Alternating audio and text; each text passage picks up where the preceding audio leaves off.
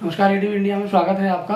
चलिए आज हम ऐसी शख्सियत से मुलाकात कर रहे हैं जिन्होंने मेडिकल लाइन में मुरैना क्षेत्र का काफ़ी नाम रोशन किया है और सुहाना तिवारी जी से अपन मुलाकात करेंगे और उनकी स्ट्रेटजी जानेंगे किस प्रकार उन्होंने कठिन परिश्रम करके और अपनी सफलता हासिल की।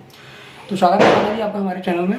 सबसे पहले हम जानना चाहेंगे कि मेडिकल लाइन आपने कब से चॉइस की और क्या आपका सपना था? मेडिकल लाइन मेरा चाइल्डहुड ड्रीम था। मैं जी। बचपन से चाहती थी कि मैं एक बहुत अच्छी डॉक्टर बनूं, जी। तो उसी सपने के बारे में आगे सोचते हुए तो कब से प्लान किया था कि मेडिकल लाइन में जाना है? ये मेरा चाइल्डहुड ड्रीम था, तो बिल्कुल। छोटे से ही मेरा ये था कि तो हाँ उसके अकॉर्डिंग मेडिकल लाइन में जाने का जो सपना था, तो उसके अकॉर्डिंग स्टडी को कितना महत्व दिया, कितने घंटे आप पढ़ाई में और ये? मैं कहूँगी कि पढ़ाई बहुत बहुत ज़्यादा ज़रूरी है। अगर आप मेडिकल में जा रहे हैं, आपको अपना दिन का more than half a day आपको देना है अपनी पढ़ाई को।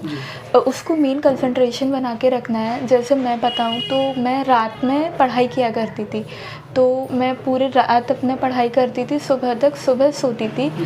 इसका रीज़न ये था कि रात में कोई भी तरीके का डिस्टर्बेंस नहीं होता है, तो मैं अपना आराम से पढ़ सकती थी। मुझे कोई घर में आए जाए, गेस्ट आए, कोई दिक्कत ही नहीं थी, क्योंकि रात ही में मेरा पूरा पढ़ने का होता था। तो वो चीज़ एक मुझे बहुत मदद किया। और दूसरी चीज़ ये थी, मैंने 2 ईयर तक अपनी स्टडी की है, तो पूरे 2 ईयर तक मैंने एक टाइम टेबल बनाया था, शेड्यूल बना के जी स्टडी? जी। मेरा था कि फ़िज़िक्स के 50 क्वेश्चन, केमिस्ट्री में अगर फिज़िकल केमिस्ट्री है तो 50 क्वेश्चन, इनऑर्गेनिक एंड ऑर्गेनिक है तो जो भी है उसे पढ़ा और उसके लगभग 100 क्वेश्चन।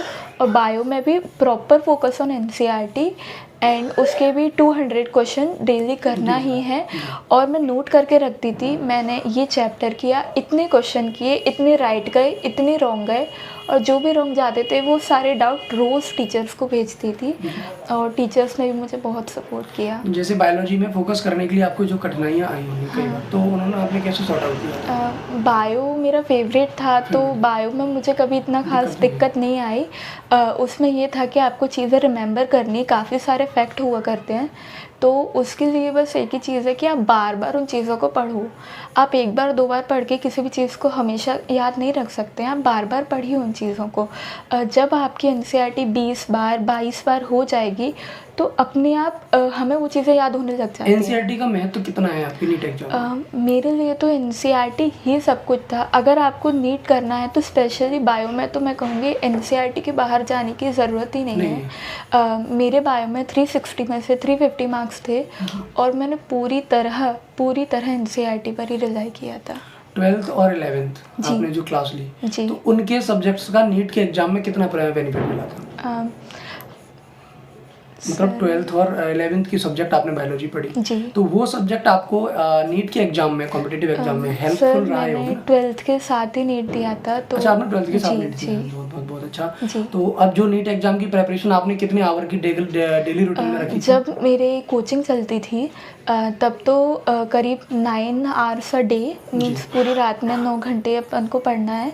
और जब एंड टाइम था, लाइक बस जनवरी हमारा पूरा पोर्शन हो गया था, तो जनवरी से मेन फोकस था सेल्फ स्टडी करनी है हमको, तो करीब 12 घंटे 13 घंटे एंड टाइम पे। तो और जो एंड टाइम था तब तक तो 15-15 घंटे रोज़ करना है। सेल्फ स्टडी बहुत ज़्यादा ज़रूरी है। आपको ये लगता था कि सिलेक्शन हो पाएगा, तो किस आधार पर आपको ये लगता था? जी, स्टडी की? हाँ, तो मैं श्योर भी थी, मुझे खुद में इतना कॉन्फिडेंस था कि हाँ मैं कर पाऊँगी।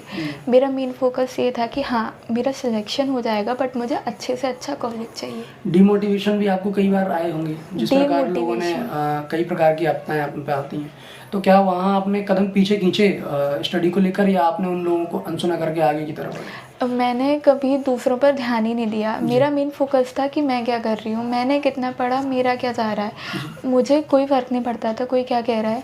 मेरा मेन फोकस मेरी पढ़ाई थी। और डीमोटिवेशन की बात करें तो कभी कभी कभी किसी टेस्ट में, जो रेगुलर टेस्ट होते हैं, में कम मार्क्स आ गए, वो एक डीमोटिवेशन बन जाता है। बट वही चीज़ से तो हमें सीखना है कि हमने जो गलतियाँ यहाँ करी हैं वो हमें मेन एग्ज़ाम में नहीं करनी है। तो काइंड ऑफ मैंने उस डीमोटिवेशन को मोटिवेशन बनाया। ऐसी जो गर्ल्स हैं उनके लिए आप क्या संदेश रखेंगी जो पढ़ाई को एक बार असफल होने के बाद या टेस्ट सीरीज में सफल होने के बाद डिमोटिवेट होती हैं? तो ऐसे लोगों के लिए आप क्या कहना चाहेंगे? मैं सिर्फ यही कहूँगी कि ये कोई डिमोटिवेट होने की बात ही नहीं है। सब जानते हैं डॉक्टर बनना आसान बात नहीं है। यहाँ पर ऐसा नहीं है कि आप पढ़ नहीं सकते हो, बात यही होती है कि आप अपने मेंटल स्टेट को कितना कंट्रोल में रखते हो। क्योंकि पढ़ाई कर सकते हैं बट हमें उस डिमोटिवेशन को ही तो रोकना है। ये हमारी जर्नी का पार्ट है, इसे एक्सेप्ट करके ही आगे बढ़ना पड़ेगा। यहाँ हम एक चीज़ पे रुक नहीं सकते। आप मध्य प्रदेश के मुरैना से बिलोंग करते हो, तो आपने मुरैना की स्ट्रेटजी को देखते हुए बहुत अच्छा सब्जेक्ट चुना।